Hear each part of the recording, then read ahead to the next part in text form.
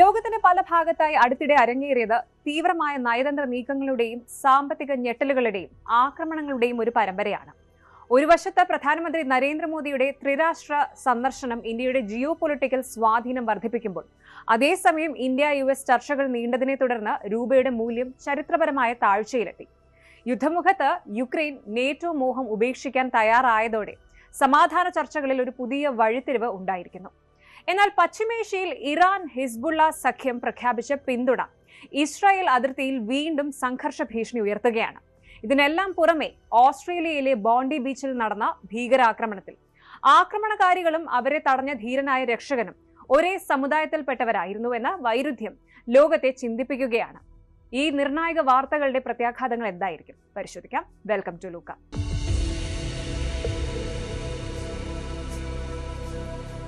പശ്ചിമേഷ്യയിലും African ഭൂഖണ്ഡത്തിലും ഇന്ത്യയുടെ നയതന്ത്ര ബന്ധങ്ങൾ കൂടുതൽ ശക്തിപ്പെടുത്തുന്ന ഒരു നിർണായക ദൗത്യത്തിലാണ് പ്രധാനമന്ത്രി നരേന്ദ്രമോദി. ജോർദൻ, എത്യോപ്യ, ഒമാൻ എന്നീ രാജ്യങ്ങളിലേക്കുള്ള പ്രധാനമന്ത്രിയുടെ ഈ ഒരു ത്രിരാഷ്ട്ര സന്ദർശനം വെറുമൊരു വിദേശയാത്രയല്ല, മറിച്ച് ഇന്ത്യയുടെ സ്ട്രാറ്റജിക് ഡെപ്ത് വർദ്ധിപ്പിക്കുന്നതിനുള്ള ഒരു മാസ്റ്റർ പ്ലാൻ ആണ് എന്ന് വേണം പറയാൻ. ഡിസംബർ 15 മുതൽ 18 വരെയാണ് ഈ സുപ്രധാന സന്ദർശനം. ഇന്ത്യൻ വിദേശ നയത്തിന്റെ അടുത്ത അധ്യായം എന്തായിരിക്കും, എന്തുകൊണ്ടാണ് ഈ യാത്ര ഇത്രയും അധികം ഇമ്പോർട്ടന്റ് ആകുന്നത്, നമുക്ക് വിശദമായി പരിശോധിക്കാം. പ്രധാനമന്ത്രിയുടെ സന്ദർശനത്തിലെ ഏറ്റവും പ്രധാനപ്പെട്ട അജണ്ടകളിൽ ഒന്ന് ഒമാനുമായുള്ള comprehensive economic partnership agreement CEPA. ഈ CEPAയുടെ ചർച്ചകളാണ്. ഈ ഒരു FTA, അതായത് ഫ്രീ ട്രേഡ് എഗ്രിമെന്റ് യാഥാർത്ഥ്യമാകുന്നതോടെ ഇന്ത്യ ഒമാൻ സാമ്പത്തിക ബന്ധം ഒരു പുതിയ ലെവലിലേക്ക് ഉയരുമെന്ന് തീർച്ചയാണ്. ഏറ്റവും പുതിയ റിപ്പോർട്ടുകൾ അനുസരിച്ച് ഒമാൻ ഷൂറ കൗൺസിലിന്റെ അംഗീകാരം FTA കരടിന് ലഭിച്ചതിന് പിന്നാലെ ഇന്ത്യൻ കേന്ദ്ര മന്ത്രിസഭയും കരാറിന് അംഗീകാരം നൽകി കഴിഞ്ഞു. പ്രധാനമന്ത്രിയുടെ സന്ദർശനത്തിൽ കരാർ ഒപ്പുവെക്കാനുള്ള സാധ്യത വളരെ കൂടുതലാണ്. ഡിസംബർ 17, 18 തീയതികളിലെ ഒമാൻ സന്ദർശനത്തിൽ കരാർ ഫോർമലൈസ് ചെയ്യാനാണ് സാധ്യത. ഇന്ത്യയുടെ മൂന്നാമത്തെ വലിയ GCC എക്സ്പോർട്ട് ഡെസ്റ്റിനേഷനാണ് ഒമാൻ എന്ന് പറയുന്നത്. ഈ ഒരു കരാർ പ്രാബല്യത്തിൽ വരുന്നതോടെ കസ്റ്റംസ് തീരുവകൾ ഗണ്യമായി കുറയുകയോ പൂർണ്ണമായി ഒഴിവാക്കുകയോ ചെയ്യാനാണ് സാധ്യത. ഇത് ഇന്ത്യൻ ഉൽപ്പന്നങ്ങൾക്ക് ഒമാൻ വിപണിയിൽ ഈസി ആക്സസ് നൽകും. 2024-25 സാമ്പത്തിക വർഷത്തിൽ $10.61 ബില്യൺ ഉഭയകക്ഷി വ്യാപാരം ഉണ്ടായിരുന്നത്. എണ്ണ, പ്രകൃതിവാതകം തുടങ്ങിയ എനർജി മേഖലകളിലെ സഹകരണവും ഒമാൻ വഴി മറ്റ് രാജ്യങ്ങളിലേക്കുള്ള കണക്ടിവിറ്റിയും ഇന്ത്യക്ക് നിർണായകമാണ്. നിലവിൽ 6000-ലധികം ഇന്ത്യൻ ഒമാൻ ജോയിന്റ് വെഞ്ചേഴ്സ് ഒമാനിൽ പ്രവർത്തിക്കുന്നുണ്ട്. ഈ കരാർ സപ്ലൈ ചെയിൻസ് വൈവിധ്യവൽക്കരിക്കാനും അതുപോലെ ഇന്ത്യൻ ഓഷ്യൻ റീജിയനിൽ ഇന്ത്യയുടെ ഫുട് പ്രിന്റ് ശക്തമാക്കാനും സഹായിക്കും. ഇരു രാജ്യങ്ങളും തമ്മിലുള്ള നയതന്ത്ര ബന്ധത്തിന്റെ 70ാം വാർഷിക വേളയിലാണ് ഈ സന്ദർശനം എന്നതും ശ്രദ്ധേയമാണ്. അടുത്തതായി ആഫ്രിക്കൻ ഭൂഖണ്ഡത്തിൽ ഇന്ത്യയുടെ ഫുട് പ്രിന്റ് ഇന്ത്യയുടെ എൻഗേജ്മെന്റ് വികസിപ്പിക്കുന്നതിനുള്ള വിഷണറി നീക്കമാണ് എത്യോപ്യൻ സന്ദർശനം. പ്രധാനമന്ത്രിയുടെ ആദ്യ എത്യോപ്യൻ സന്ദർശനമാണെന്ന പ്രത്യേകത കൂടി ഇതിനുണ്ട്. 2011 ശേഷം ഒരു ഇന്ത്യൻ പ്രധാനമന്ത്രി നടത്തുന്ന ആദ്യത്തെ സ്റ്റേറ്റ് വിസിറ്റാണിത്. ഗ്ലോബൽ സൗത്ത് പങ്കാളികൾ എന്ന നിലയിൽ ഇന്ത്യ-എത്യോപ്യ ബന്ധം ആഗോളതലത്തിൽ വികസ്വര രാജ്യങ്ങളുടെ ശബ്ദം ശക്തമാക്കാൻ സഹായിക്കും. ആഫ്രിക്കൻ യൂണിയനെ G20 ഉൾപ്പെടുത്താനുള്ള ഇന്ത്യയുടെ നീക്കത്തിന് പിന്നാലെ ഈ സന്ദർശനത്തിന് ഏറെ പ്രാധാന്യവുമുണ്ട്. കിഴക്കൻ ആഫ്രിക്കയിലെ ഒരു പ്രധാന റീജിയണൽ പവർ ഹൗസ് ആണ് എത്യോപ്യ എന്ന് പറയുന്നത്. പ്രതിരോധ സഹകരണം, കാർഷിക മേഖല, അടിസ്ഥാന സൗകര്യ വികസനം, ഡിജിറ്റൽ സാങ്കേതികവിദ്യ തുടങ്ങിയ മേഖലകളിൽ കൂടുതൽ സഹകരണത്തിന് സാധ്യതയുണ്ട്. 50-ലധികം ഇന്ത്യൻ കമ്പനികൾ എത്യോപ്യയിൽ $5 ബില്യൺ നിക്ഷേപം നടത്തിയിട്ടുണ്ട്. അതുപോലെ മേഖലയിൽ വർദ്ധിച്ചുവരുന്ന മറ്റ് ശക്തികളുടെ സ്വാധീനത്തിന് ഒരു കൗണ്ടർ ബാലൻസ് സൃഷ്ടിക്കാൻ ഇന്ത്യക്ക് ഈ ബന്ധം ശക്തിപ്പെടുത്തേണ്ടതുണ്ട്. ഇരു രാജ്യങ്ങളും ഇപ്പോൾ ബ്രിക്സ് കൂട്ടായ്മയിലെ അംഗങ്ങളാണ്. ഇത് ബഹുമുഖ ഫോറങ്ങളിലെ സഹകരണവും വർദ്ധിപ്പിക്കും. ഇനി പ്രധാനമന്ത്രിയുടെ ജോർദൻ സന്ദർശനവും വളരെ പ്രാധാന്യം അർഹിക്കുന്ന ഒന്നാണ്. ഡിസംബർ 15, 16 തീയതികളിലാണ് ജോർദൻ സന്ദർശനം. പശ്ചിമേഷ്യയിലെ ഒരു പ്രധാന സഖ്യകക്ഷിയാണ് ജോർദൻ എന്ന് പറയുന്നത്. പശ്ചിമേഷ്യയിൽ നയതന്ത്രപരമായ സന്തുലിതാവസ്ഥ, അതായത് ബാലൻസ് നിലനിർത്തുന്നതിൽ ജോർദൻ വഹിക്കുന്ന പങ്ക് വളരെ വലുതാണ്. ഇസ്രായേൽ പാലസ്തീൻ സംഘർഷങ്ങളുടെ പശ്ചാത്തലത്തിൽ മേഖലയിലെ പീസ് ആൻഡ് സ്റ്റെബിലിറ്റി ഉറപ്പാക്കുന്നതിനുള്ള ചർച്ചകൾ ജോർദൻ രാജാവ് അബ്ദുള്ള രണ്ടാമനുമായി പ്രധാനമന്ത്രി നടത്തും. ഭീകരവാദത്തെ നേരിടുന്നതിനുള്ള സഹകരണം ശക്തിപ്പെടുത്താനും പ്രതിരോധ മേഖലയിൽ പുതിയ കരാറുകൾ ഒപ്പിടാനും സാധ്യതയുണ്ട്. ഇന്ത്യ ജോർദൻ നയതന്ത്ര ബന്ധത്തിന്റെ 75ാം വാർഷികം ആഘോഷിക്കുന്ന വേളയിൽ കൂടിയാണ് ഈ ഒരു സന്ദർശനം വരുന്നത്. പിന്നെ ശ്രദ്ധിക്കേണ്ട ഒരു കാര്യം, ഫോസ്ഫേറ്റ്, പൊട്ടാഷ് തുടങ്ങിയ വളങ്ങളുടെ പ്രധാന വിതരണക്കാരാണ് ജോർദൻ എന്ന് പറയുന്നത്. ഈ 3 രാജ്യങ്ങളിലേക്കുമുള്ള യാത്രയിലൂടെ ഇന്ത്യയുടെ ഫോറിൻ പോളിസി വളരെ വ്യക്തമായ ഒരു സന്ദേശമാണ് നൽകുന്നത്. ലോകത്തിന്റെ എല്ലാ കോണുകളിലും, അത് പ്രത്യേകിച്ച് സുഹൃത്ത് രാജ്യങ്ങളുമായുള്ള സാമ്പത്തികപരമായതും അതുപോലെ തന്ത്രപരവും നയതന്ത്രപരമായ ബന്ധങ്ങൾ വളരെ നല്ല രീതിയിൽ, മികച്ച രീതിയിൽ വർദ്ധിപ്പിക്കുക എന്നുള്ളതാണ്. FTA വഴി സാമ്പത്തിക ശക്തി വർദ്ധിപ്പിക്കുക, അതുപോലെ എത്യോപ്യ വഴി ആഫ്രിക്കൻ മേഖലയിലെ സ്വാധീനം ഉറപ്പിക്കുക, പിന്നെ ജോർദൻ വഴി പശ്ചിമേഷ്യൻ സമാധാന പ്രക്രിയയിൽ സജീവ പങ്കാളിയാകുക. ഈ യാത്ര അടുത്ത ദശകങ്ങളിലെ ഇന്ത്യയുടെ ആഗോള സ്ഥാനം ഡിഫൈൻ ചെയ്യുന്ന ഒന്നായിരിക്കുമെന്നതിൽ സംശയമില്ല. ഇന്ത്യയുടെ ആഗോള പങ്കാളിത്തം വർദ്ധിപ്പിക്കാനും സാമ്പത്തിക വളർച്ച ത്വരിതപ്പെടുത്താനും ഈ സന്ദർശനം വലിയ രീതിയിൽ സഹായിക്കും. വരും ദിവസങ്ങളിൽ ഈ സന്ദർശനത്തിന്റെ കൂടുതൽ വിവരങ്ങൾ പുറത്തുവരുമ്പോൾ ഇന്ത്യയുടെ ജിയോ പൊളിറ്റിക്കൽ സ്ട്രാറ്റജിയെക്കുറിച്ച് നമുക്ക് കൂടുതൽ വിവരങ്ങൾ ലഭിക്കും. യുക്രൈൻ റഷ്യ യുദ്ധത്തിൽ ഒരു ടേണിംഗ് പോയിന്റ് ആയേക്കാവുന്ന ഒരു നിർണായക നീക്കത്തിനാണ് ഇപ്പോൾ ലോകം സാക്ഷ്യം വഹിക്കുന്നത്. പൂർണ്ണമായ യുദ്ധത്തിന് വിരാമമിടാൻ സാധ്യമായ എല്ലാ വഴികളും തേടിക്കൊണ്ടിരിക്കുന്ന ഗ്ലോബൽ ഡിപ്ലോമാറ്റിക് ഇഫേർട്സിന്റെ ഒരു നിർണായക ഘട്ടമാണിപ്പോൾ. സമാധാന ചർച്ചകൾക്കായി ജർമ്മനിയിലെ ബെർലിനിൽ എത്തിയ യുക്രൈൻ പ്രസിഡന്റ് വൊളോഡിമർ സെലൻസ്കി റഷ്യയുടെ പ്രധാന ആവശ്യങ്ങളിലൊന്നായ നേറ്റോ മെമ്പർ ആകാനുള്ള ശ്രമങ്ങൾ താൽക്കാലികമായി ഉപേക്ഷിക്കാൻ തയ്യാറാണെന്ന് സൂചന നൽകിയിരിക്കുകയാണ്. റഷ്യയുടെ ജിയോ പൊളിറ്റിക്കൽ കൺസേൺ പരിഗണിച്ചുകൊണ്ടുള്ള ഈ വിട്ടുവീഴ്ച 4 വർഷത്തോളമായി തുടരുന്ന സംഘർഷത്തിന് ശാശ്വതമായ പരിഹാരം കാണുമോ? അതോ തന്ത്രപ്രധാനമായ ഈ കൺസെഷന് പിന്നിലും സെലൻസ്കിയുടെ കൃത്യമായ ഡിപ്ലോമാറ്റിക് സ്ട്രാറ്റജി ഉണ്ടോ? സമാധാന ചർച്ചകളുടെ ഈ ക്രിട്ടിക്കൽ മൊമെന്റിൽ വിദഗ്ധർ എന്ത് പറയുന്നു? റഷ്യയുടെ ഏറ്റവും പ്രധാനപ്പെട്ട യുദ്ധ ആവശ്യങ്ങളിലൊന്ന് യുക്രൈൻ അംഗീകരിക്കുമ്പോൾ ഇത് റഷ്യ യുക്രൈൻ സമാധാന ചർച്ചകളുടെ ഗതിയെ മാറ്റിമറിക്കുമോ? അതോ അമേരിക്കൻ സുരക്ഷാ വിദഗ്ധർ പറയുന്നത് പോലെ ഇതൊരു നോൺ ഇഷ്യൂ മാത്രമായി തുടരുമോ? എന്താണ് ഈ നീക്കത്തിന് പിന്നിലെ ജിയോ പൊളിറ്റിക്സ്? വിശദമായി പരിശോധിക്കാം. റഷ്യയുടെ യുക്രൈൻ അധിനിവേശത്തിന് പ്രധാന കാരണമായി ക്രെംലിൻ ഉന്നയിച്ച ഒരു പ്രധാന ആവശ്യം യുക്രൈൻ നേറ്റോ സൈനിക സഖ്യത്തിൽ ചേരാനുള്ള ലക്ഷ്യം ഉപേക്ഷിക്കുക എന്നതായിരുന്നു.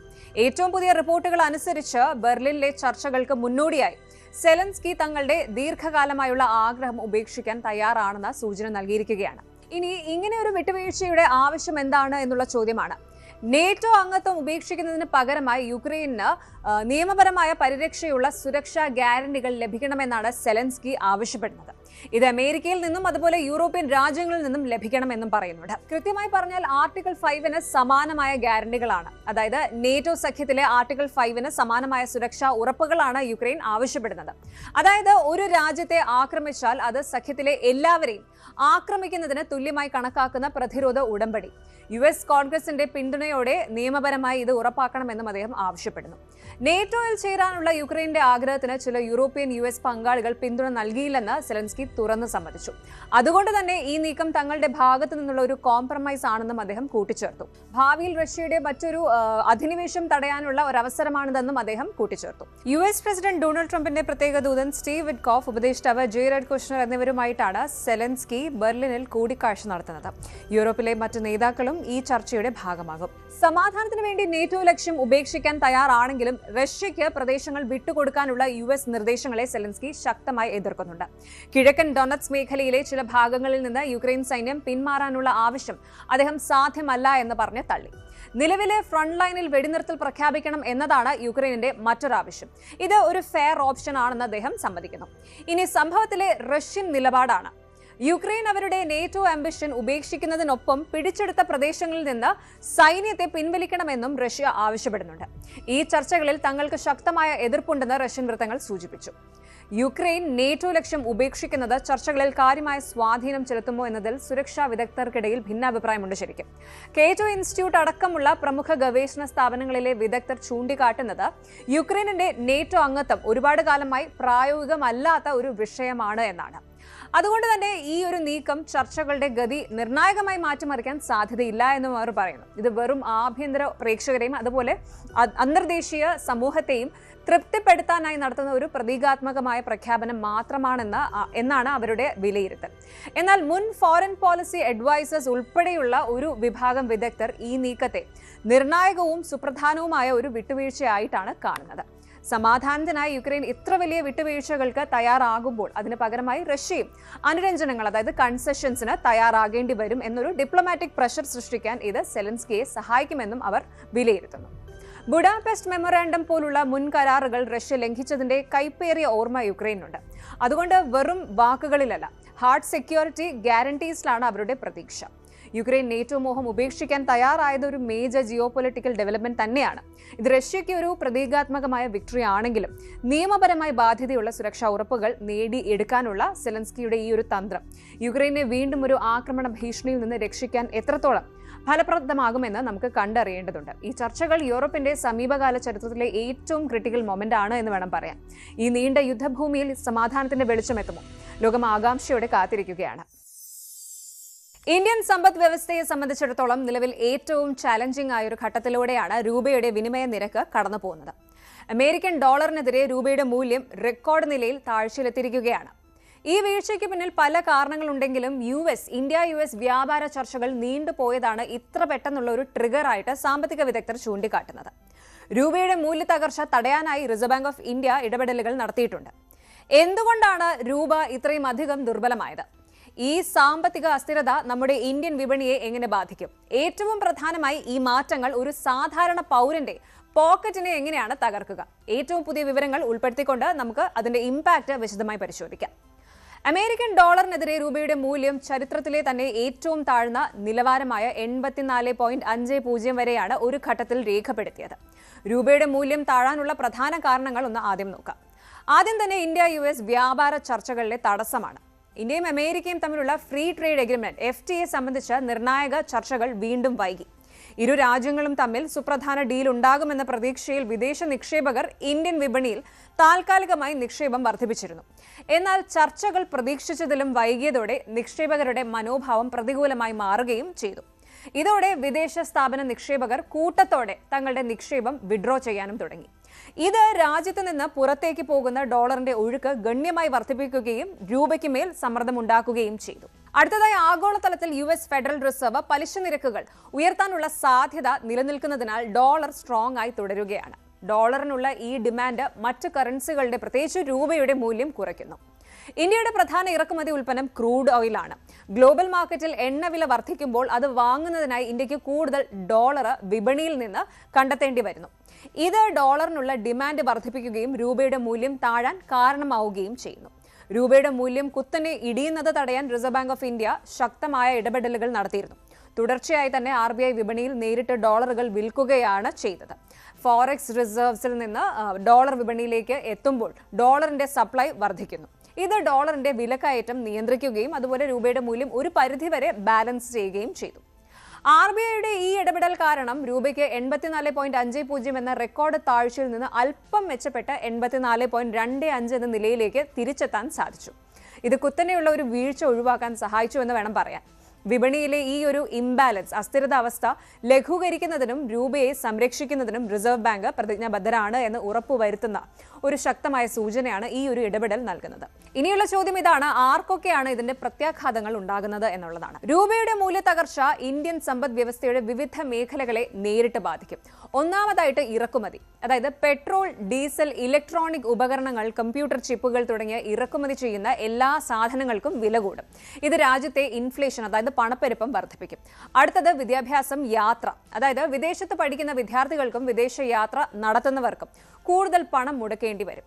ഇനി മൂന്നാമതായി കയറ്റുമതിയാണ്. രൂപയുടെ മൂല്യം കുറയുന്നത് കയറ്റുമതി ചെയ്യുന്നവർക്ക് കൂടുതൽ കോമ്പറ്റിറ്റീവ് ആകാനും വരുമാനം വർദ്ധിപ്പിക്കാനും സഹായിക്കും. അപ്പോൾ അങ്ങനെയാണ് ഇന്ത്യൻ രൂപ നേരിടുന്ന ഈ ഒരു വെല്ലുവിളി ഒരു ടെമ്പററി ആയിട്ടുള്ള ഫേസ് ആണോ അതോ പേഴ്സിസ്റ്റന്റ് ആയിട്ടുള്ള ഇഷ്യൂ ആണോ എന്ന് തീരുമാനിക്കപ്പെടുന്നത് വരെയും വരും ദിവസങ്ങളിലെ ആഗോള എണ്ണവില, US ഫെഡറൽ പോളിസി, ഏറ്റവും പ്രധാനം ഇന്ത്യ US വ്യാപാര ചർച്ചകളുടെ പുരോഗതി എന്നിവയെ ആശ്രയിച്ചിരിക്കും.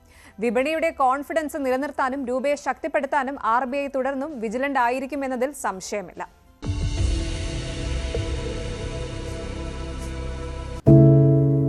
ഒരു മാധ്യമ പ്രവർത്തക എന്ന നിലയ്ക്ക് ഇപ്പോൾ ഏറ്റവും കൂടുതൽ കൈകാര്യം ചെയ്യേണ്ടി വരുന്നത് ലഹരിയുമായി ബന്ധപ്പെട്ട വാർത്തകളാണ്. കൊച്ചുകുട്ടികൾ മുതൽ യുവാക്കൾ വരെ എല്ലാവരും ഉൾപ്പെട്ടിരിക്കുന്ന ലഹരിയുടെ ഒരു വല. എന്താണ് നമ്മുടെ യുവതലമുറയ്ക്ക് സംഭവിക്കുന്നത് എന്നൊക്കെ എല്ലാവരും ചോദിച്ചു കാണും.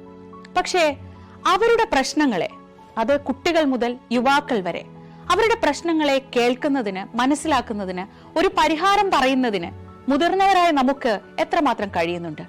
അവരിൽ ഉണ്ടാകുന്ന ചെറിയ മാറ്റങ്ങൾ നമ്മൾ തിരിച്ചറിയാറുണ്ടോ? അവരുടെ ചുറ്റുമുള്ളത് ഒരു മായാലോകമാണ്. സോഷ്യൽ മീഡിയയുടെ, വീഡിയോ ഗെയിമുകളുടെ, സിനിമയുടെ, വാർത്തയുടെ വലിയ വിവരശേഖരത്തിന്റെ ലോകം. ആ ലോകത്തിനകത്ത് കുരുങ്ങിപ്പോകുന്ന കുട്ടികളെ തിരിച്ച് യഥാർത്ഥ ജീവിതത്തിലേക്ക്, മണ്ണിന്റെ മണമുള്ള ജീവിതത്തിലേക്ക് തിരിച്ചു കൊണ്ടുവരാൻ നമുക്കും കഴിയേണ്ടതല്ലേ? അവരെ കേൾക്കാൻ, അവരിൽ ഉണ്ടാകുന്ന മാറ്റങ്ങൾ തിരിച്ചറിയാൻ, അവരുടെ പ്രശ്നങ്ങൾക്ക് പരിഹാരം കാണാൻ നമുക്ക് മാത്രമേ കഴിയൂ. ചേർത്ത് പിടിക്കാം നമ്മുടെ കുട്ടികളെ. ലഹരിയുടെ വലയിൽ കുരുങ്ങാതെ അവരെ കാത്തുരക്ഷിക്കാം.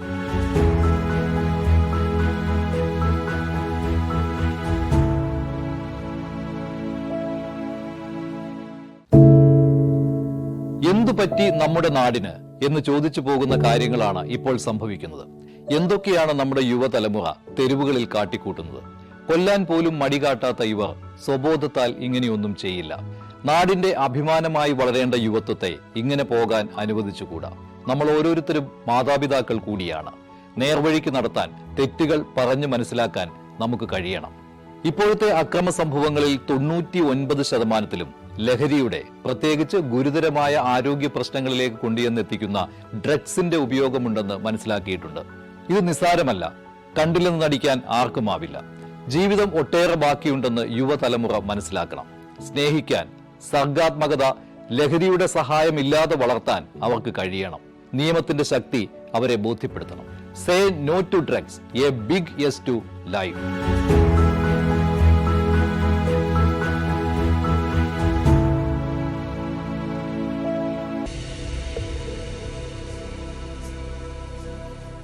പകലിന്റെ ശാന്തതയെ നശിപ്പിച്ചുകൊണ്ട് ഡിസംബർ 14 ഞായറാഴ്ച സിഡ്നിയിലെ ബോണ്ടി ബീച്ചിൽ മുഴങ്ങിയത് വെടിയൊച്ചകളായിരുന്നില്ല. അത് ഓസ്ട്രേലിയയുടെ ദേശീയ മനസാക്ഷിക്കേറ്റ ആഴമേറിയ മുറിവിന്റെ ശബ്ദമായിരുന്നു. ഓസ്ട്രേലിയയുടെ ചരിത്രത്തിലെ തന്നെ ഏറ്റവും ഭീകരമായ തീവ്രവാദ ആക്രമണങ്ങളിൽ ഒന്നാണ് സിഡ്നി ബോണ്ടി ബീച്ചിൽ അരങ്ങേറിയത്. സാധാരണ ഒരു ദിവസത്തിന്റെ ശാന്തതയെ തകർത്ത് വെറും 6 മിനിറ്റിനുള്ളിൽ എല്ലാം മാറിമറിഞ്ഞു. ദശാബ്ദങ്ങൾക്കിടെ ഓസ്ട്രേലിയ കണ്ട ഏറ്റവും വലിയ ഒരു ഭീകരാക്രമണം രാജ്യത്തെ ഒന്നടങ്കം ഞെട്ടിച്ചിരിക്കുകയാണ്. ആക്രമണത്തിന് പിന്നിൽ പിതാവും മകനുമാണെന്ന വിവരവും, അതിലും പ്രധാനം അക്രമികളെ ധീരമായി നേരിട്ട ഒരു യുവാവിന്റെ കഥയും ലോക മനസാക്ഷിയെ പിടിച്ചുലയ്ക്കുകയാണ്. ആക്രമണത്തിന് പിന്നിൽ പ്രവർത്തിച്ച പിതാവും മകനും, ആക്രമണം തടയാൻ ജീവൻ പണയം വെച്ച ധീരനും, ഇവർ മൂവരും ഒരേ സമുദായത്തിൽ നിന്നുള്ളവരാണ്.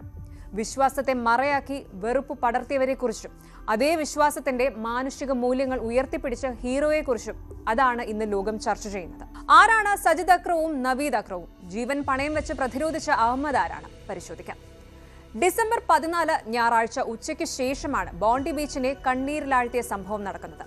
പ്രാദേശിക സമയം വൈകുന്നേരം 6:30യോടെയാണ് ആക്രമണം ആരംഭിച്ചത്. സജിദ് അക്രം, നവീദ് അക്രം എന്ന പിതാവും മകനുമാണ് ഈ ക്രൂരതയ്ക്ക് പിന്നിൽ.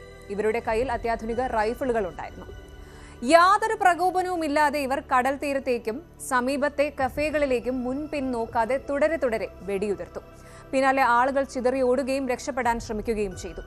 6 മിനിറ്റിനുള്ളിൽ ബീച്ചിന്റെ വലിയൊരു ഭാഗത്ത് ആക്രമണം നടന്നു. ഷോപ്പിംഗ് മാളുകൾ, റെസ്റ്റോറന്റുകൾ, പാർക്കുകൾ എന്നിവിടങ്ങളിലെല്ലാം വെടിയൊച്ചകൾ മുഴങ്ങി. സാധാരണ ജീവിതം നയിച്ചിരുന്ന നിരപരാധികളെയാണ് ഇവർ ലക്ഷ്യം വെച്ചത്. ജൂത ഉത്സവമായ ഹനഗയുമായി ബന്ധപ്പെട്ട് 100 കണക്കിന് ആളുകൾ പങ്കെടുത്ത ആഘോഷ പരിപാടിക്കിടെയാണ് വെടിവയ്പുണ്ടായത്. ഭീകര ആക്രമണം എന്ന് അധികൃതർ പ്രഖ്യാപിച്ച സംഭവത്തിൽ 15 പേർ കൊല്ലപ്പെടുകയും 40-ലധികം പേർക്ക് ഗുരുതരമായി പരിക്കേൽക്കുകയും ചെയ്തിട്ടുണ്ട്. മരിച്ചവരിൽ സ്ത്രീകളും കുട്ടികളും ഉൾപ്പെടുന്നു. ഈ ആക്രമണം ഓസ്ട്രേലിയയുടെ ചരിത്രത്തിലെ ഒരു കറുത്ത അധ്യായമായി മാറിയിരിക്കുകയാണ്. ബോണ്ടി ബീച്ച് ആക്രമണത്തിന് പിന്നിൽ പാകിസ്ഥാൻ വംശജരായ 58-കാരനായ സജിദ് അക്രം, ഇയാളുടെ 24 വയസ്സുള്ള മകൻ നവീദ് അക്രം എന്നിവരാണെന്ന് ഓസ്ട്രേലിയൻ പോലീസ് സ്ഥിരീകരിച്ചു. ഇവരുടെ പശ്ചാത്തലത്തെക്കുറിച്ച് പുറത്തുവരുന്ന തീവ്രവാദ ബന്ധം ഉൾപ്പെടെയുള്ള വിവരങ്ങൾ ആശങ്കയുണർത്തുന്നതാണ്. ഇവർക്ക് അന്താരാഷ്ട്ര തീവ്രവാദ സംഘടനകളുമായി ബന്ധമുണ്ടെന്നാണ് പ്രാഥമിക നിഗമനം. ഇസ്ലാമിക് സ്റ്റേറ്റ് പോലുള്ള ഗ്രൂപ്പുകളുമായി ഇവർക്ക് ബന്ധമുണ്ടായിരുന്നോ എന്ന് അന്വേഷിച്ചു വരികയാണ്. സജിദ് അക്രമിന് മുൻപും തീവ്രവാദ ബന്ധമുണ്ടെന്ന് സംശയിച്ച് സുരക്ഷാ ഏജൻസികളുടെ നിരീക്ഷണത്തിലായിരുന്നുവെന്ന് റിപ്പോർട്ടുകൾ പറയുന്നു. നവീദിനും സമാനമായ ചിന്താഗതികൾ ഉണ്ടായിരുന്നു. സിഡ്നിയിലെ അൽമുറാദ് ഇൻസ്റ്റിറ്റ്യൂട്ടിലെ വിദ്യാർത്ഥിയാണ് അക്രമെന്നും ഇയാൾ ഓസ്ട്രേലിയയിലെയും പാകിസ്ഥാനിലെയും സർവകലാശാലകളിൽ മുൻപ് പഠിച്ചിട്ടുണ്ടെന്നും റിപ്പോർട്ടുകളുണ്ട്. അന്വേഷണത്തിന്റെ ഭാഗമായി സിഡ്നിയിലെ ബോണിറിക് സബർബിലുള്ള അക്രമിന്റെ വസതിയിൽ പോലീസ് റെയ്ഡ് നടത്തി. ഇസ്ലാമിക തീവ്രവാദ ആശയങ്ങളാണ് ഇവരെ ഈ ഒരു ക്രൂര കൃത്യത്തിലേക്ക് നയിച്ചത് എന്നാണ് അന്വേഷണ സംഘം കരുതുന്നത്. വെറുപ്പും വിദ്വേഷവും പ്രചരിപ്പിക്കുന്ന വീഡിയോകളും സന്ദേശങ്ങളും ഇവർ പ്രചരിപ്പിക്കുന്നതായി കണ്ടെത്തിയിട്ടുണ്ട്. എന്തായാലും ഈ ഒരു സംഭവം ഓസ്ട്രേലിയൻ സമൂഹത്തിൽ ഒരു വലിയ ചർച്ചയ്ക്ക് വഴിവെച്ചിരിക്കുകയാണ്. ഈ ഭീകരാക്രമണത്തിനിടയിലും മാനുഷിക മൂല്യങ്ങളുടെയും ധീരതയുടെയും പ്രതീകമായി മാറിയൊരു വ്യക്തി, 43 വയസ്സുകാരനായ അഹമ്മദ്. 2 കുട്ടികളുടെ പിതാവായ അഹമ്മദ് സ്വന്തം ജീവൻ പണയം വെച്ച് നടത്തിയ ധീരമായ ഇടപെടൽ വലിയൊരു ദുരന്തം ഒഴിവാക്കാൻ സഹായിച്ചു. അക്രമികളിൽ ഒരാൾ ആളുകൾക്ക് നേരെ വെടിയുതിർക്കുമ്പോൾ അഹമ്മദ് അയാളുടെ അടുത്തേക്ക് പാഞ്ഞെടുത്തു. അയാൾ ആയുധം കൈക്കലാക്കാൻ ശ്രമിക്കുകയും അക്രമിയുമായി മൽപ്പിടുത്തത്തിൽ ഏർപ്പെടുകയും ചെയ്തു. ഈ ഒരു ശ്രമത്തിനിടെ അഹമ്മദിന് വെടിയേറ്റു. ഗുരുതരമായി പരിക്കേറ്റുവെങ്കിലും അഹമ്മദ് ആ റൈഫിൾ കൈക്കലാക്കി താഴെയിടാൻ ശ്രമിച്ചത് കൂടുതൽ ആളുകൾക്ക് രക്ഷപ്പെടാൻ സമയം നൽകി. അഹമ്മദ് ഒരു മുസ്ലിം ആണെന്ന് അറിഞ്ഞപ്പോൾ ഓസ്ട്രേലിയയിലെ മുസ്ലിം സമൂഹം അദ്ദേഹത്തെ ഹീറോ ആയി വാഴ്ത്തി. തീവ്രവാദത്തിന് മതമില്ലെന്നും ഭീകരവാദികളെ നേരിടാൻ എല്ലാ മതവിഭാഗക്കാരും ഒരുമിച്ച് എത്തുമെന്നുമുള്ള ശക്തമായ സന്ദേശമാണ് അഹമ്മദിന്റെ പ്രവൃത്തി നൽകുന്നത്. എന്തായാലും അഹമ്മദ് ഒരു മുസ്ലിം ആണെന്ന് അറിഞ്ഞപ്പോൾ ഓസ്ട്രേലിയയിലെ മുസ്ലിം സമൂഹം അദ്ദേഹത്തെ ഒരു ഹീറോ ആയി വാഴ്ത്തുകയാണ്. തീവ്രവാദത്തിന് മതമില്ലെന്നും ഭീകരവാദികളെ നേരിടാൻ എല്ലാ മതവിഭാഗക്കാരും ഒരുമിക്കുമെന്നുമുള്ള ശക്തമായ സന്ദേശമാണ് അഹമ്മദിന്റെ പ്രവൃത്തി സൂചിപ്പിക്കുന്നത്. അഹമ്മദിന് ആശുപത്രിയിൽ ചികിത്സ നൽകി വരികയാണ്. അദ്ദേഹത്തിന്റെ ധീരമായ പ്രവൃത്തിയെ ഓസ്ട്രേലിയൻ പ്രധാനമന്ത്രിയും മറ്റു നേതാക്കളും പ്രശംസിച്ചു. എന്തായാലും ബോണ്ടി ബീച്ചിൽ ഇറങ്ങേറിയ ഈ ഒരു ഭീകരാക്രമണം ഓസ്ട്രേലിയയ്ക്ക് ഒരു വലിയ ആഘാതമാണ്. ഈ സംഭവം തീവ്ര ചിന്താഗതികൾക്ക് അടിമപ്പെട്ട വ്യക്തികളുടെ ഭീഷണി എത്രത്തോളം ഉണ്ടെന്ന് നമ്മെ ഓർമ്മിപ്പിക്കുന്നു. സജിദ് അക്രമിനെയും നവീദ് അക്രമിനെയും പോലുള്ളവർ പ്രചരിപ്പിക്കുന്ന തീവ്രമായ എക്സ്ട്രീമിസ്റ്റ് ഐഡിയോളജീസ്, അതായത് വിഘടനവാദപരമായ ആശയങ്ങൾ ഒരു സമൂഹത്തിനും ഒട്ടും നല്ലതല്ല. എന്നാൽ അഹമ്മദിനെ പോലുള്ളവർ സ്വന്തം ജീവൻ പണയം വെച്ച് നടത്തുന്ന ധീരകൃത്യങ്ങൾ നമുക്ക് വലിയ പ്രതീക്ഷയാണ് നൽകുന്നത്. ഈ ആക്രമണം ഓസ്ട്രേലിയയുടെ ദേശീയ സുരക്ഷാ നയങ്ങളിൽ വലിയ മാറ്റങ്ങൾക്ക് വഴിവെച്ചേക്കാം. ഭീകരവാദത്തിനെതിരായ പോരാട്ടത്തിൽ ലോകം ഒന്നിച്ചു നിൽക്കേണ്ടതിന്റെ പ്രാധാന്യം തന്നെയാണ് ഈ ഒരു സംഭവവും അടിവരയിടുന്നത്. പശ്ചിമേഷ്യ വീണ്ടും ക്രിട്ടിക്കലായ ഒരു ഘട്ടത്തിലേക്ക് കടക്കുകയാണ്. ലെബനനിലെ ശക്തമായ സായുധ ഗ്രൂപ്പായ ഹിസ്ബുള്ളയ്ക്ക് എല്ലാ പിന്തുണയും നൽകുമെന്ന് ഇറാൻ പരസ്യമായി പ്രഖ്യാപിച്ചിരിക്കുകയാണ്. ഈ പ്രഖ്യാപനം മേഖലയിലെ രാഷ്ട്രീയ സൈനിക സമവാക്യങ്ങളെ എങ്ങനെയാണ് മാറ്റിമറിക്കുക എന്ന ആശങ്കയിലാണ് ലോകം. ഇറാൻ വർഷങ്ങളായി പിന്തുണയ്ക്കുന്ന ആക്സിസ് ഓഫ് റെസിസ്റ്റൻസ് എന്നറിയപ്പെടുന്ന പ്രതിരോധ നിരയിലെ പ്രധാന കണ്ണിയാണ് ഹിസ്ബുള്ള എന്ന് പറയുന്നത്. ഗാസയിലെ ഹമാസ്, യമനിലെ ഹൂതി വിമതർ എന്നിവരെല്ലാം ഈ സഖ്യത്തിന്റെ ഭാഗമാണ്. ഇറാൻ നൽകുന്ന ഈ ശക്തമായ പിന്തുണയുടെ പശ്ചാത്തലത്തിൽ ഇസ്രായേൽ എന്ത് പ്രതിരോധ നീക്കമാകും നടത്തുക? ഒരു പുതിയ പ്രാദേശിക യുദ്ധത്തിന്റെ ത്രെറ്റ് അവിടെ നിലനിൽക്കുന്നുണ്ടോ? പരിശോധിക്കാം. ഇസ്രായേലിനെതിരായ പോരാട്ടത്തിൽ ഹിസ്ബുള്ളയ്ക്ക് അചഞ്ചലമായ പിന്തുണ നൽകുമെന്നാണ് ഇറാൻ ഇപ്പോൾ പ്രഖ്യാപിച്ചിരിക്കുന്നത്. ഈ പ്രഖ്യാപനത്തിന് പിന്നിൽ ഇറാന്റെ വ്യക്തമായ സ്ട്രാറ്റജിക് പോളിസിയുണ്ട്. ഒന്നാമതായി ആശയപരമായ പിന്തുണയാണ്. ഇറാൻ തങ്ങളുടെ ഇസ്ലാമിക വിപ്ലവത്തിന്റെ ആശയങ്ങൾ മുന്നോട്ട് കൊണ്ടുപോകുന്നതിനും അതുപോലെ പശ്ചിമേഷ്യയിൽ ഇസ്രായേലിന്റെ സ്വാധീനം കുറയ്ക്കുന്നതിനും ഇതിനുവേണ്ടിയാണ് ഈ ഗ്രൂപ്പുകളെ പിന്തുണയ്ക്കുന്നത്. അടുത്തത് തന്ത്രപരമായ ലക്ഷ്യമാണ്. ഹിസ്ബുള്ള ലെബനൻ അതിർത്തിയിൽ ഇസ്രായേലിന് ഒരു സ്ഥിരമായ തലവേദന സൃഷ്ടിക്കുന്നു. ഇത് ഇസ്രായേലിന്റെ ശ്രദ്ധ ഗാസയിൽ നിന്നും മറ്റ് മേഖലകളിൽ നിന്നും വ്യതിചലിക്കാൻ കാരണമാകും. ഈ ഒരു പ്രതിരോധ അച്ചുതണ്ടിന്റെ ഭാഗമായി ഗാസയിൽ ഹമാസും യമനിൽ ഹൂതി വിമതരും പ്രവർത്തിക്കുന്നു. ഹൂതികൾ ചെങ്കടലിലെ അന്താരാഷ്ട്ര കപ്പൽ ഗതാഗതത്തിന് ഭീഷണി ഉയർത്തുന്നതും ഇറാന്റെ ഈ പ്രോക്സി വാർ തന്ത്രത്തിന്റെ ഭാഗം തന്നെയാണ്. ഇറാന്റെ ഈ പ്രഖ്യാപനം തങ്ങൾ നേരിട്ട യുദ്ധത്തിൽ ഇറങ്ങാതെ തന്നെ ഇസ്രായേലിനെതിരെ നിരവധി അല്ലെങ്കിൽ വിവിധ ഫ്രണ്ടുകളിൽ സമ്മർദ്ദം ചെലുത്താനുള്ള മാസ്റ്റർ പ്ലാനിന്റെ ഭാഗമാണ് എന്ന് വേണം പറയാൻ. ഹിസ്ബുള്ള വെറും ഒരു സായുധ ഗ്രൂപ്പല്ല, അത് ലെബനന്റെ രാഷ്ട്രീയത്തിലും സൈനിക ശേഷിയിലും നിർണായക സ്വാധീനമുള്ള ഒരു സ്റ്റേറ്റ് വിത്തിൻ എ സ്റ്റേറ്റ് ആണ്. ഹിസ്ബുള്ളയുടെ കയ്യിൽ ശരിക്കും ലക്ഷക്കണക്കിന് മിസൈലുകളുണ്ട്. കൃത്യമായ ലക്ഷ്യം കാണാൻ കഴിവുള്ള ഈ മിസൈലുകൾ ഇസ്രായേലിലെ പ്രധാന നഗരങ്ങളെയും ഇൻഫ്രാസ്ട്രക്ചറിനെയും ഒക്കെ ആക്രമിക്കാൻ ശേഷിയുള്ളവയുമാണ്. ഗാസ യുദ്ധം ആരംഭിച്ച ശേഷം ലെബനൻ ഇസ്രായേൽ അതിർത്തിയിൽ ഹിസ്ബുള്ളയും ഇസ്രായേൽ സൈന്യവും തമ്മിലുള്ള ക്ലാഷസ് വർദ്ധിച്ചിട്ടുണ്ട്. ഇത് ഒരു ഫുൾ സ്കെയിൽ വാറിലേക്ക് നീങ്ങുമോ എന്ന ആശങ്ക അന്താരാഷ്ട്ര സമൂഹത്തിനുണ്ട്. ഇറാനിൽ നിന്നാണ് ഹിസ്ബുള്ളയ്ക്ക് ഫണ്ടിങ്ങും ആയുധങ്ങൾ, പരിശീലനം എന്നിവ ലഭിക്കുന്നത്.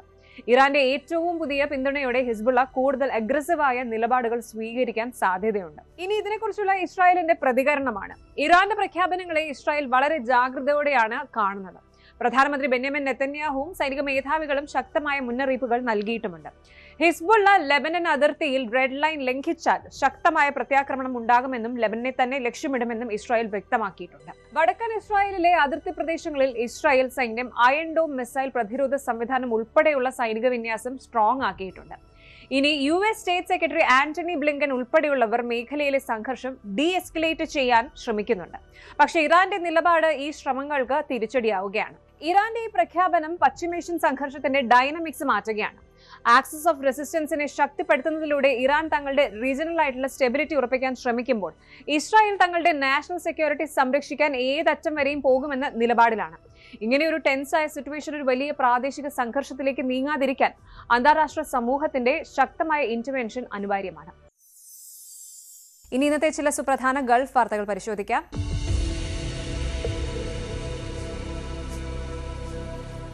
റിയാദിൽ എന്ന സൗദി സ്മാർട്ട് ഗ്രിഡ് കോൺഫറൻസ് 2025 തുടക്കമായി. പാരമ്പര്യേതര ഊർജ്ജ സ്രോതസ്സുകളിലേക്ക് മാറുന്ന സൗദിയുടെ വിഷൻ 2030 ലക്ഷ്യങ്ങൾക്ക് ഇത് നിർണായകമാണ്. വൈദ്യുതി വിതരണ ശൃംഖലയെ ഡിജിറ്റൽ സാങ്കേതിക വിദ്യയുമായി സംയോജിപ്പിച്ച് കാര്യക്ഷമത വർദ്ധിപ്പിക്കാനും പുനരുപയോഗ ഊർജ്ജം റിന്യൂവബിൾ എനർജി കൂടുതൽ ഫലപ്രദമായി ഉപയോഗിക്കാനും ലക്ഷ്യമിട്ടുള്ള പരിപാടികൾ കോൺഫറൻസിൽ ചർച്ച ചെയ്യും. പ്രാദേശിക അന്തർദേശീയ ഊർജ്ജ വിദഗ്ധരും സാങ്കേതിക കമ്പനികളും പങ്കെടുക്കുന്ന ഈ സമ്മേളനം ഗൾഫ് മേഖലയുടെ സുസ്ഥിര ഊർജ്ജ ഭാവിക്കുള്ള പാത വെട്ടിത്തുറക്കും. ദുബൈയിലെ റോഡ് ട്രാൻസ്പോർട്ട് അതോറിറ്റി RTA നഗരത്തിലെ പ്രധാന പാതകളിലെ ഗതാഗതക്കുരുക്ക് ലഘൂകരിക്കുന്നതിനുള്ള ബഹുമുഖ വികസന പദ്ധതികൾക്ക് കരാറുകൾ നൽകി. വരും വർഷങ്ങളിൽ പൂർത്തിയാക്കാൻ ലക്ഷ്യമിടുന്ന ഈ പദ്ധതിയിൽ പുതിയ പാലങ്ങളും അടിപ്പാതകളും നിർമ്മിക്കുന്നത് ഉൾപ്പെടുന്നു. പ്രത്യേകിച്ച് ദുബായിയുടെ വളരുന്ന ജനസംഖ്യയ്ക്ക് അനുസൃതമായി ഗതാഗത സംവിധാനങ്ങൾ മെച്ചപ്പെടുത്തുന്നതിൽ RTA ശ്രദ്ധ കേന്ദ്രീകരിക്കുന്നു. ഈ വികസനങ്ങൾ ദുബായിയുടെ സാമ്പത്തിക വളർച്ചയ്ക്ക് വേഗത കൂട്ടാനും താമസക്കാരുടെയും സന്ദർശകരുടെയും ദൈനംദിന യാത്രകൾ കൂടുതൽ സുഗമമാക്കാനും സഹായിക്കും. കുവൈറ്റിന്റെ സമ്പദ് വ്യവസ്ഥയെ എണ്ണയെ ആശ്രയിക്കുന്നത് കുറയ്ക്കുന്നതിനായി ധനകാര്യ മന്ത്രാലയം പുതിയ സാമ്പത്തിക നയങ്ങൾ പ്രഖ്യാപിച്ചു. ചെറുകിട ഇടത്തരം സംരംഭങ്ങളെ പ്രോത്സാഹിപ്പിക്കുന്നതിനും സാങ്കേതിക വിദ്യയിലും ഫിനാൻഷ്യൽ ടെക്നോളജി ഫിൻടെക് മേഖലകളിലും വിദേശ നിക്ഷേപം ആകർഷിക്കുന്നതിനുമാണ് ഈ നയങ്ങൾ പ്രധാനമായും ഊന്നൽ നൽകുന്നത്. യുവ സംരംഭകർക്ക് പിന്തുണ നൽകുന്ന പ്രത്യേക ഫണ്ടുകൾ അനുവദിക്കാനും നികുതി ഇളവുകൾ നൽകാനും സാധ്യതയുണ്ട്. ഈ മാറ്റങ്ങൾ കുവൈറ്റിന്റെ സാമ്പത്തിക രംഗത്തിന് പുതിയ ഉണർവ് നൽകുമെന്നാണ് വിലയിരുത്തൽ. ബഹ്റൈൻ ആരോഗ്യ മന്ത്രാലയം ആരോഗ്യ സേവനങ്ങൾ കൂടുതൽ കാര്യക്ഷമമാക്കുന്നതിനായി സമഗ്രമായ ഡിജിറ്റൽ പരിഷ്കരണത്തിന് തുടക്കമിട്ടു.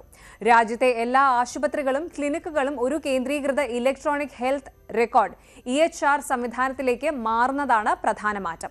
ഇത് രോഗികളുടെ വിവരങ്ങൾ എളുപ്പത്തിൽ ലഭ്യമാക്കുന്നതിനും ചികിത്സയുടെ ഗുണമേന്മ വർദ്ധിപ്പിക്കുന്നതിനും പേപ്പർ ഉപയോഗം കുറച്ച് പരിസ്ഥിതി സൗഹൃദപരമായ സമീപനം സ്വീകരിക്കുന്നതിനും സഹായിക്കും. ഖത്തർ ഫൗണ്ടേഷൻ നേതൃത്വത്തിൽ ദോഹയിൽ ഇന്ന് അന്താരാഷ്ട്ര വിദ്യാഭ്യാസ സംഗമം ആരംഭിച്ചു.